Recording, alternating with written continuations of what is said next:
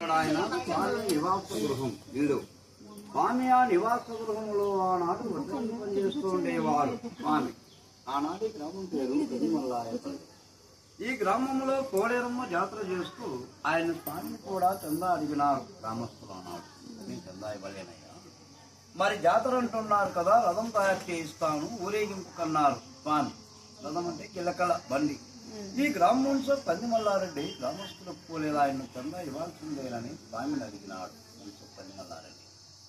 అప్పుడు ఇవ్వనందుకు ఆయనకు స్వామి కొన్ని ఇబ్బందులు పెట్టినారు అన్నాడు గ్రామస్తులు. బావికి నీళ్లకు రానివ్వకుండా స్వామిని జింక కొమ్ముతో ఆ నివాస గృహంలో ఉండే బావిని ఆయన గృహస్థాలతో ఆయన త్రోకున్నారు స్వామి. అదే చూసిన బావి. మరుసటి రోజు గ్రామ పెద్దలంతా వచ్చి రెట్లు కన్నాలు ఈ గ్రామ పెద్దలు ఇక్కడ రచ్చబండ దగ్గర కూర్చొని పోలేరమ్మను మట్టి బొమ్మను చేయించి గ్రామ నడివీధిలో పెట్టినారంట అమ్మవారిని ఊరేగింపు. ఈ గ్రామస్తులు ఈ గ్రామం పందిమల్లారెడ్డి పొగాకాడ చుట్ట తయారు చేసుకునేది స్వామి చూసి ఈ రచ్చబండ దగ్గర ఎవరైతే చుట్ట తాగి పెద్దలున్నారో ఆనాడు ఎవరి దగ్గర కూడా ఎగుమిగిరాలు అంటే వెలిగించుకునే ఆ ఎగుమిగిరాలు లేకుండా ఆయన మహిమతో మాయం చేస్తాను పందిమల్లారెడ్డిని పరీక్షించాలా అని స్వామి.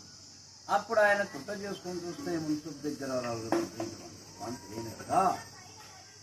ఏమయ్యా కందిమల్లారెడ్డి ఆలోచిస్తున్నావేనంటే చుట్ట కలిగించుకోవడం కొంచెం నిప్పు కావాల్సి వస్తే మరి నా దగ్గర ఉచ్చిపోయి వచ్చినట్టున్నాను. మరి కోడేరమ్మ జాతర ఇంత వైభవంగా చేస్తున్నారు, ఆమెను అలంకరణ చేయించి గ్రామ నడివీధిలో పెట్టిన్నారు, మూగజీవాలను కూడా తెంటువలిగి పెట్టినారు. ఇంత వైభవంగా మీరు ఆమెకు జాతర చేస్తున్నప్పుడు కొంచెం నిప్పుడికి తెచ్చిపెట్టగా చుట్ట కలిగించుకోనన్నాడంట స్వామి. గ్రామ ఉత్సవనైనా నన్ను ఎగతాళిగా మాట్లాడుతున్నావా? గ్రామదేవత నాకు నిప్పు తెచ్చిస్తుందా? నేను చుట్ట వెలిగించుకుంటానా? ఆ బట్టి బొమ్మ నిప్పు తెచ్చిస్తుందా చందా ఇమ్మన్నాడంట స్వామిని మున్సు పందిమల్లారెడ్డి. అప్పుడు స్వామి గోపదిగుడై అమ్మ పోలేది, మరి మున్సుకు నేను ఎవరైనా కూడా తెలుస్తుంది, కొంచెం నిప్పు తీసుకున్నామ్మా చుట్ట వెలిగించుకోనుకొని. అప్పుడు అమ్మవారు గలగలగలగల గద్దం చూసుకుంటూ గజ్జల కవ్వడితో నిప్పుల వైరాలమ్మకుడు తీసుకుని వస్తుందంట నడిపేది. ఆ వచ్చే రూపం స్వామివారికి కనిపిస్తుందంట, కానీ వీళ్ళెవరికి వెలుగు మాత్రం కనిపిస్తుందంట. మరి ఈ రూపంలో వస్తున్నామమ్మా, ఈ రూపంలో వస్తే జనులు చూడలేరు భయపడతారు. బాలిక రూపంలో ప్రత్యక్షందంట అమ్మవారు, బాలిక రూపంలో ఇప్పుడు వస్తుందంట.